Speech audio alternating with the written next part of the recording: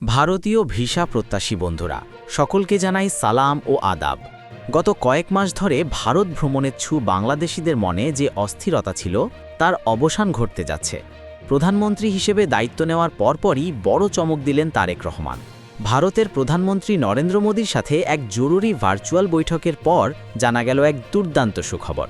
আগামী 5ই মার্চ থেকেই পূর্ণাঙ্গভাবে চালু হচ্ছে ভারতীয় ট্যুরিস্ট ভিসা।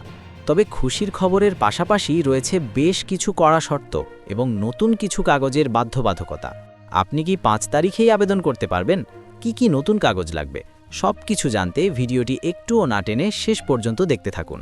না দেখলে পড়তে পারেন ভিসা প্রত্যাখ্যান বা বিলম্বের মতো সমস্যায়।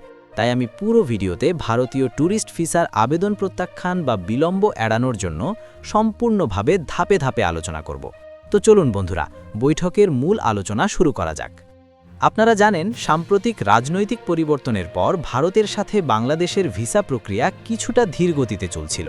বিশেষ করে ট্যুরিস্ট ভিসা প্রায় বন্ধ থাকায় বিপাকে পড়েছিলেন লক্ষ লক্ষ ভ্রমণপিপাসু মানুষ। আজ সকালে এক উচ্চ পর্যায়ের ভার্চুয়াল বৈঠকে প্রধানমন্ত্রী তারেক রহমান ভারতের প্রধানমন্ত্রী নরেন্দ্র মোদীকে বাংলাদেশের মানুষের এই সমস্যার কথা স্পষ্টভাবে জানান। বৈঠকে দ্বিপাক্ষিক সম্পর্কের উন্নয়নের পাশাপাশি সাধারণ মানুষের যাতায়াত সহজ করার বিষয়ে ঐক্যমত্য পোষণ করেন দুই নেতা। ফলাফল হিসেবে 5ই মার্চকে ট্যুরিস্ট ভিসা পুনরায় পুরোদমে চালুর লক্ষ্যমাত্রা নির্ধারণ করা হয়েছে। এখন জেনে নেওয়া যাক নতুন শর্ত ও প্রয়োজনীয় কাগজপত্র সম্পর্কে। বন্ধুরা, ভিসা খুলছে ঠিকই, কিন্তু এবার আবেদন করার ক্ষেত্রে কিছু বড় পরিবর্তন আনা হয়েছে, যা আগে কখনো ছিল না। চলুন দেখে নিই সেই নতুন শর্তগুলো। 1. Income tax return ITR। আগে ট্যুরিস্ট ভিসায় সবার জন্য এটি বাধ্যতামূলক ছিল না, কিন্তু এবার নতুন নিয়মে যাদের TIN আছে তাদের গত বছরের রিটার্ন জমা দেওয়ার কপি দেখাতে হবে। 2.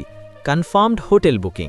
এবার শুধু ঠিকানা দিলে হবে না, আপনার ভ্রমণের পুরো সময়ের জন্য কনফার্মড হোটেল বুকিংয়ের কপি আবেদনের সাথে যুক্ত করতে হবে। 3.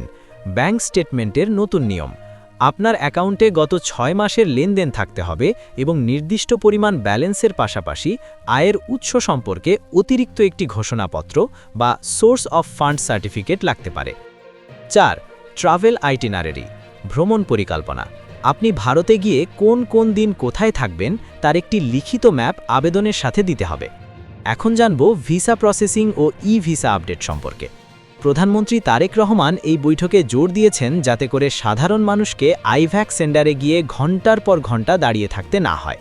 খবর পাওয়া যাচ্ছে যে ভারতীয় কর্তৃপক্ষ খুব শীঘ্রই বাংলাদেশি ট্যুরিস্টদের জন্য ভিসা বা ইলেকট্রনিক ভিসার সুবিধা আরও সহজ করবে। 5ই মার্চ থেকে যারা আবেদন করবেন তাদের ফাইলগুলো দ্রুত প্রসেস করার জন্য বিশেষ সেল গঠন করা হচ্ছে। অর্থাৎ এবার ভিসা পাওয়ার ক্ষেত্রে দীর্ঘসূত্রিতা অনেকটাই কমে আসবে বলে আশা করা যাচ্ছে। আপনাদের সতর্কতা ও দালালের খপ্পর বাঁচার উপায় জানাবো। ভিডিওর এই পর্যায়ে একটি গুরুত্বপূর্ণ সতর্কতা। ভিসা চালু হওয়ার খবর আসতেই অনেক অসাধু দালাল বা এজেন্সি সক্রিয় হয়ে উঠেছে। তারা বলবে 5 তারিখের আগেই ভিসা করিয়ে দেবে। মনে রাখবেন, সরকারিভাবে ওয়েবসাইট আপডেট হওয়ার আগে কাউকে পাসপোর্ট বা টাকা দেবেন না। নতুন যেসব কাগজের কথা বললাম সেগুলো আগে থেকেই সংগ্রহ করে রাখুন, যাতে 5 তারিখে সবার আগে আবেদন করতে পারেন। কোনো ভুল তথ্য দিয়ে আবেদন করবেন না, কারণ এবার স্ক্যানিং হবে অনেক কড়া। বাংলাদেশের মানুষের জন্য প্রধানমন্ত্রীর এই উদ্যোগ সত্যিই প্রশংসনীয়। ভারতের সাথে এই সুসম্পর্ক আমাদের পর্যটন ও চিকিৎসায় নতুন গতি আনবে। আপনি কি 5ই মার্চ আবেদন করতে যাচ্ছেন, নাকি আরও কিছুদিন অপেক্ষা করবেন? কমেন্ট বক্সে আমাদের জানান।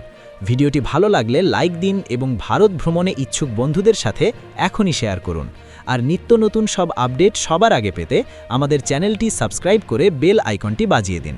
আজ বিদায় নিচ্ছি, তো দেখা হবে বন্ধুরা পরের কোনো ভিডিওতে। ততক্ষণ পর্যন্ত সকলে সুস্থতা কামনা করে এখানেই শেষ করছি। আল্লাহ হাফেজ, ধন্যবাদ।